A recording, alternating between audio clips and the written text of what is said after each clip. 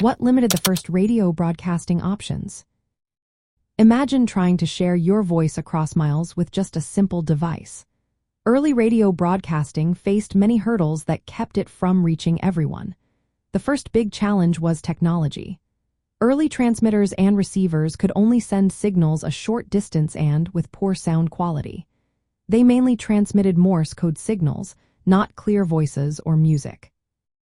When Reginald Fessenden made the first voice broadcast in 1906, it was a huge step, but it was not practical for regular listening.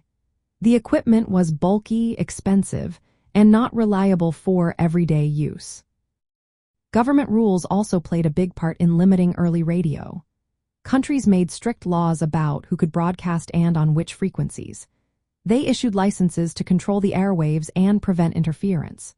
During World War I, many nations, including the United States, shut down civilian radio stations to focus on military communications.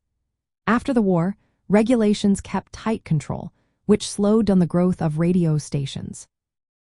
Only a few could afford to build and run these stations, so the number of broadcasts stayed small.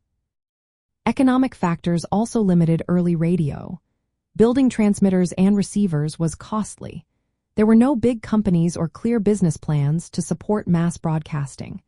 This meant only a handful of stations operated at first. People were hesitant to invest in new tech like frequency modulation radio, which promised better sound but needed new equipment. This delayed the spread of high-fidelity radio for many years.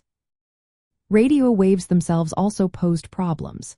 They could be affected by interference from other signals or natural obstacles. AM radio, which was the main method used early on, was prone to static and noise. This made it hard to listen to music or voices clearly over long distances.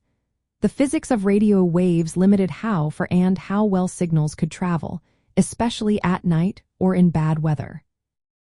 In summary, early radio broadcasting was held back by simple technology that couldn't reach far or produce clear sound. Strict government rules limited who could broadcast and where. The high costs and lack of infrastructure kept stations few and far between. Radio wave physics made long-distance, high-quality broadcasts difficult. It took many years of improvements and changes to overcome these limits and turn radio into a powerful tool for mass communication.